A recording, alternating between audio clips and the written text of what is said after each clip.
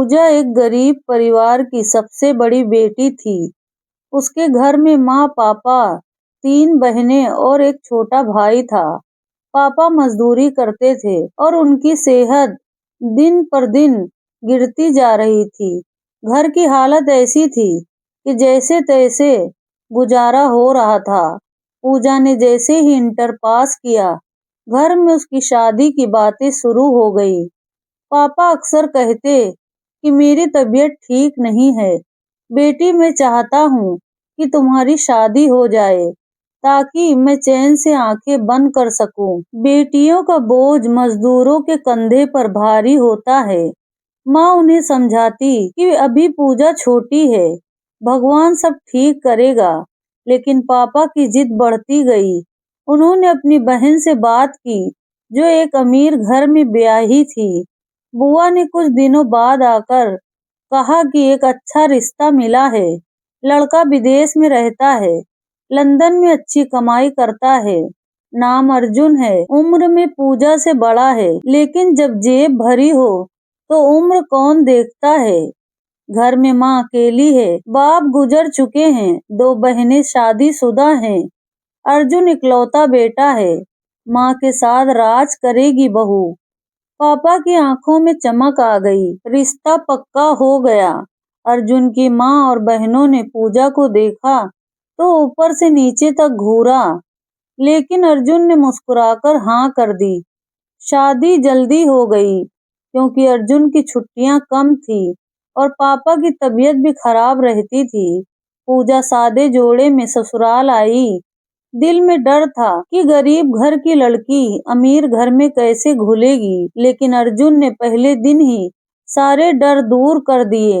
उन्होंने पूजा के सिर पर हाथ रखा और कहा कि मैं जानता हूँ, मैं तुमसे उम्र में बड़ा हूँ, शायद तुम्हारे सपनों का राजकुमार नहीं, लेकिन मैं वादा करता हूँ कि तुम्हें कभी कोई कमी नहीं होने दूंगा, तुम्हारी आंखों में आंसू नहीं आने दूंगा। उनकी बातों में इतनी सच्चाई थी कि पूजा का दिल भर आया। अर्जुन ने सोने का एक सेट गिफ्ट किया जो बहुत कीमती था।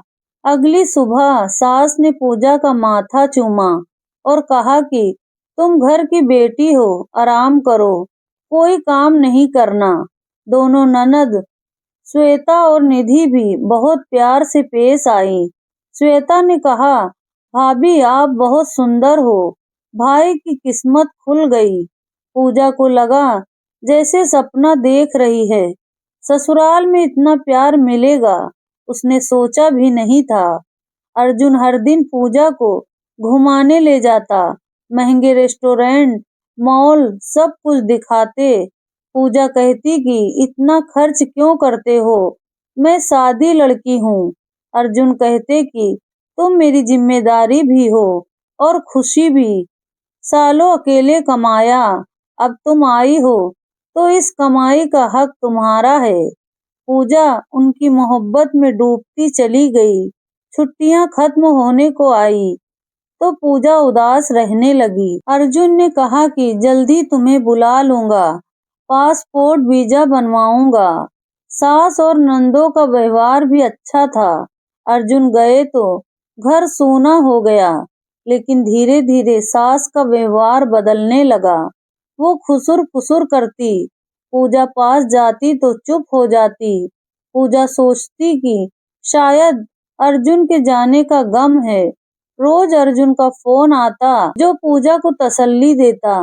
एक दिन अर्जुन ने कहा, पासपोर्ट बन गया, वीजा जल्दी लग जाएगा, ज्यादा से ज्यादा 20 दिन में तुम यहाँ होगी मेरे पास। पूजा खुश हो गई। अर्जुन ने कहा, मैंने माँ के अकाउंट में पैसे भेजे हैं, शॉपिंग कर लो। सास ने पैसे दिए, लेकिन मुंह बनाकर कहा कि मेरा बेटा वहाँ मेहनत करता है और तुम यहाँ ऐश करोगी। श्वेता के साथ शॉपिंग गई तो वो रूखा व्यवहार करने लगी। कोई चीज पसंद करती तो मना कर देती, कहती फिजूल खर्ची मत करो, मर्द को क्या पता कपड़ों का। पूजा चुप रहती। घर लौटकर श्वेता माँ से बातें करती। पूजा को शक हुआ लेकिन सोचा जल्दी चली जाऊंगी। पासपोर्ट आ गया, वीजा लग गया। पूजा पैकिंग कर रही थी। सास आई और कहा कि वादा करो, अर्जुन को तुम मुझसे दूर नहीं करोगी। पूजा ने कहा, ऐसा कभी नहीं सोचूंगी, हम सब साथ रहेंगे। सास चुपचाप चली गई। पूजा को लगा माँ का डर है। फ्लाइट का दिन आया। सुबह मायके गई। माँ पापा से मिली। सबने आशीर्वाद दिया। वापस आई, पैकिंग चेक की। अर्जुन का फोन आया कि विक्रम और श्वेता एयरपोर्ट छोड़ेंगे। पूजा तैयार खड़ी थी। श्वेता कमरे में आई, दरवाजा बंद किया, पासपोर्ट मांगा देखने के बहाने, फिर छीन लिया और कहा, तुम सोचती हो इतनी आसानी से चली जाओगी, हमारा भाई छीन लोगी, पैसा हड़प करोगी, कभी नहीं होने देंगे। उसने लाइटर निकाला और पासपोर्ट को जलाने लगी। पूजा घबरा गई, रोने लगी। विक्रम आए, श्वेता से पासपोर्ट छीना, लेकिन फिर पूजा को घसीटकर बाहर निकाला। सास देखती रही। विक्रम ने पूजा को गाड़ी में डाला और होटल ले गए। होटल में विक्रम ने सब सच बताया कि वो ड्रामा था, नहीं तो श्वेता और सास मार देती, ये इल्जाम लगाती। विक्रम ने अर्जुन को बता दिया था। अर्जुन ने फोन पर तसल्ली दी। पूजा कुछ दिन होटल में रुकी, फिर विक्रम नए टिकट लेकर आए, सबसे छुपाकर एयरपोर्ट छोड़ा। पूजा लंदन पहुंची तो अर्जुन ने गले लगाया। अर्जुन ने श्वेता और माँ के मैसेज दिखाए कि पूजा जेवर लेकर भाग गई। अर्जुन ने अकाउंट फ्रीज कर दिया, पैसे बंद कर दिए। 1 साल बाद अर्जुन, पूजा और एक नन्हे से बच्चे को लेकर वापस आए। सास श्वेता देखकर हैरान हो गई। विक्रम ने सब सच बताया। श्वेता ने विक्रम पर गुस्सा किया। विक्रम ने तलाक दे दी। श्वेता रोने लगी। पूजा ने माफी करवाई। श्वेता अब घर में रहती है, पछताती है। पूजा ने माफ कर दिया, क्योंकि माफ करना ही सबसे बड़ा बदला है। पूजा की जिंदगी अब लंदन में पूरी तरह बस चुकी थी। अर्जुन का बिजनेस अच्छा चल रहा था। उनका एक प्यारा सा बेटा था, जिसका नाम वो दोनों ने मिलकर रवि रखा था। पूजा पहले वाली डरी सहमी लड़की नहीं रही थी। उसने लंदन में रहते हुए कंप्यूटर कोर्स किया और घर से ही ऑनलाइन छोटा मोटा काम शुरू कर दिया था। अर्जुन उसे हर कदम पर सपोर्ट करते थे।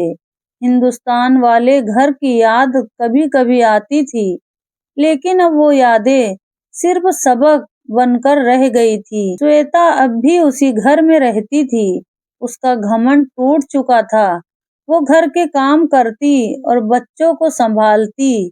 सास की तबीयत अब ज्यादा खराब रहने लगी थी।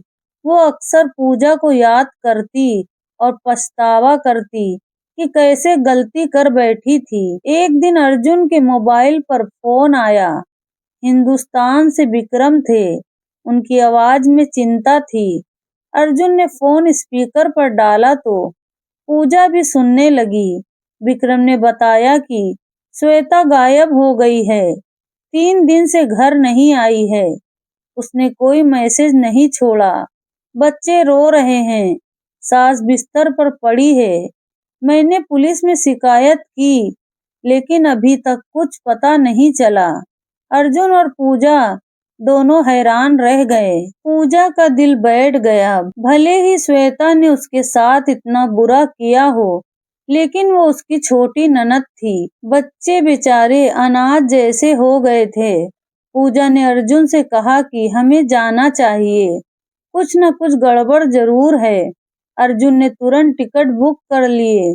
2 दिन बाद वो रवि को लेकर हिंदुस्तान पहुंचे। घर में मातम सा छाया था।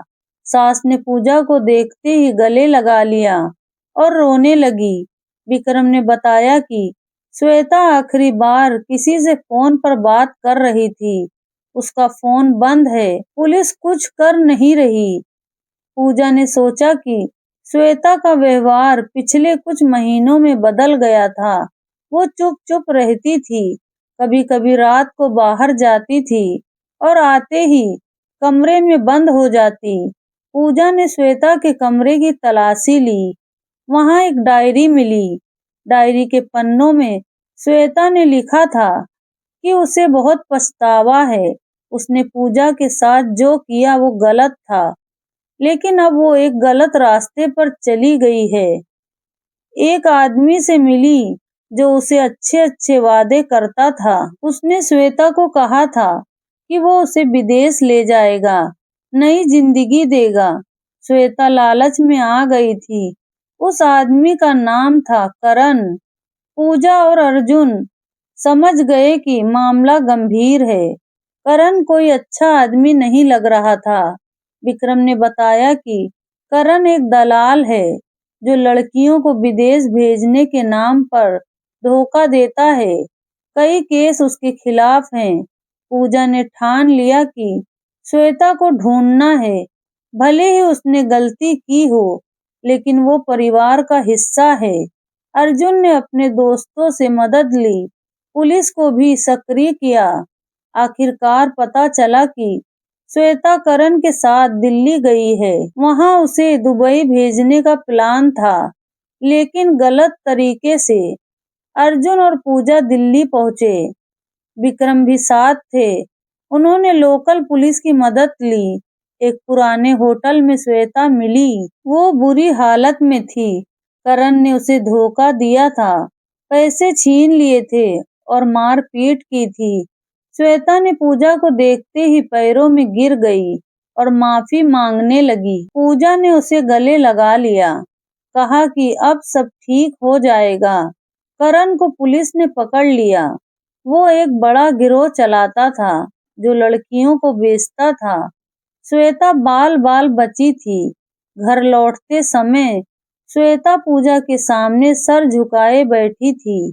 उसने कहा कि भाभी, मैंने तुम्हारे साथ जो किया वो कभी माफ नहीं कर सकती, लेकिन तुमने मुझे बचा लिया। अब मैं तुम्हारी गुलाम बनकर रहूंगी। पूजा ने मुस्कुराकर कहा कि बहनें गुलाम नहीं होती, वो एक दूसरे की ताकत होती हैं। सास ने भी श्वेता को गले लगाया। विक्रम ने कहा कि अब हम नई शुरुआत करेंगे। श्वेता ने बच्चों को गले लगाया और वादा किया कि अब कभी गलत रास्ते पर नहीं जाएगी। इस घटना ने पूरे परिवार को और मजबूत बना दिया। अर्जुन ने हिंदुस्तान में अपना बिजनेस शुरू करने का फैसला किया ताकि सब साथ रहें।